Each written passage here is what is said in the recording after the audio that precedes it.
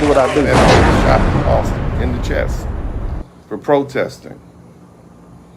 We turned around and fought in the War of 1812 when England tried to take their territories back. We fought on both sides. In the War of 1860, the War of 1865, as the Southerners like to call the War of Northern Aggression, also known as the Civil War, we fought in all those wars. Moving forward, World War I, we fought. World War II, we fought. The Korean War, we fought. Vietnam, we fought. Iraq, back in 1991, we fought. George Bush's war in Iraq, GW, not the daddy, GW, W's war, we fought. Iraq and Afghanistan, and we're fighting now. African Americans comprise somewhere between 17 to 18% of the United States military right now. That's anywhere from 220 to 234,000. Of that number, black men are anywhere between 187,000 to 211,000 out of 1.3 million. What that means is black men who comprise only 6% of the population are 18% of the military. So we are overrepresented in the military. So when it comes down to war, when it comes down to patriotism, when it comes down to the people that are willing to put it on the line, it's always black people. It's always black men, and specifically. And I don't want to disavow what our sisters have done. Harriet Tubman was a spy for the Northern Army in the Civil War. So we have always been all hands on deck. Black people, black men, we have always participated. And what I don't understand is that upon finding out that Donald Trump initiated what was necessary, and that is neutralizing a threat to the United States that has been ongoing for the past 40 years, you have all of these people, specifically black people, popping up saying, oh my God, Iran is going to do something to us. Iran is not going to do anything to us that we haven't already anticipated they're going to do. We have the most powerful military in the United States. So logically, it makes no sense to root against the United States, even if it was just an outsider looking in. The money is going to go on the United States. But the question that I have for a lot of you black people is, why would you root against your own country? Why would you want our military to fail? Why would you want our president to fail? Irrespective of your politics, you have to live here.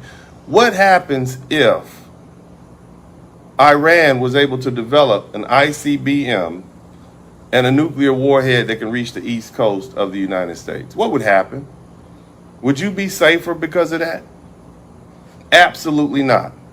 So I have to just analyze that we have such an anti-American presence, a vitriolic anti-American presence in the black community, that it needs to be examined. You never root against yourself. We don't want any nuclear missiles hitting Baltimore coming out of Tehran. We don't want any nuclear bomb strikes hitting New York City. I see a bunch of black people online talking about telling Iran, we don't have anything to do with this. Do you think the black people that were in 9/11, when those buildings crashed, do you think those people cared that you were black? All they saw was American. And so this misplaced notion of anti-patriotism and I mean, look, man, you don't have to be a die-hard American, but you know, my God, some of you all are not built like that. I believe in representing where I'm from, and whether that's the streets of Los Angeles or the United States of America, I am proud of my country. Now, that does not mean that our country is perfect, and it certainly does not mean that we have been the most have been on the most moral trajectory. But look at some of these other countries that you all worship.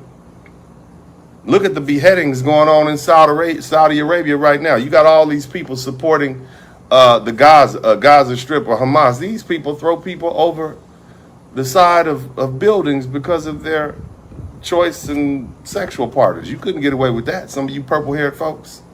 Some of you blue-haired folks. What about China? What about Asia and all? Look at some of the horrible atrocities committed by Genghis Khan. The man, basically, him and his hordes, the Mongols just ran through Eurasia, Central Asia, made their way all the way up to the steppes of Europe and just unalived millions of people. Is that the culture that you want to support? That is the superior culture that you adhere to? This is what you look up to? Think about that. And for all my African brothers and sisters, all you Pan-Africanists think Africa's the motherland, we got black people going over to Ghana right now. We have women being unalived and coming up missing. We have them having their money taken. These are the same Africans that generated and manufactured wars solely for the purpose of being able to capture their neighboring tribesmen, put them in chains, and sell them on the west coast of Africa at one of the many slave ports to the European traders. That's not something that I'm going to ignore. And I don't care what you say. Look at all and we don't have to just stop in South Africa. Look at what's going on in West Africa. Look at what's going on in South Africa between the Nigerians and the South Africans. All of them look black. All of them are from the same continent, but you have South Africans mistreating Nigerians. Look at what went on between the Tutsi and the Hutus and the Tutsis. The Hutus and the Tutsis and the genocide that happened in Rwanda. No country hands are clean. Nation building in itself is a mean, nasty, messy thing. So whether we're talking about what happened in Europe, where they fought each other for centuries, the French fought the English fought the Vikings conquered everybody they could and slaughtered all the way up and down the English Channel, invasion after invasion, grape after grape. So no country is that moral that they're above the United States. All of these countries have blood on them. And so when I say that America is great and that you should be proud of where you live, that's not ignoring its moral quagmires of slavery and the other things that we've done. But if you're going to judge America by the way other nations have built. You should be grateful to be here. You should be grateful for the inventions and the fact that we could actually plead our case as a minority. And I'm not talking about just a racial minority. I'm talking about as a ethnic minority, as a people who are, at least 2/3 of us have been in bondage during the duration of time we were here.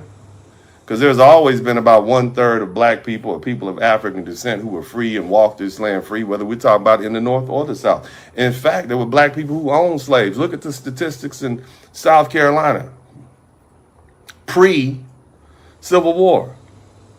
A large percentage of the slave owners in Charleston, South Carolina, were black.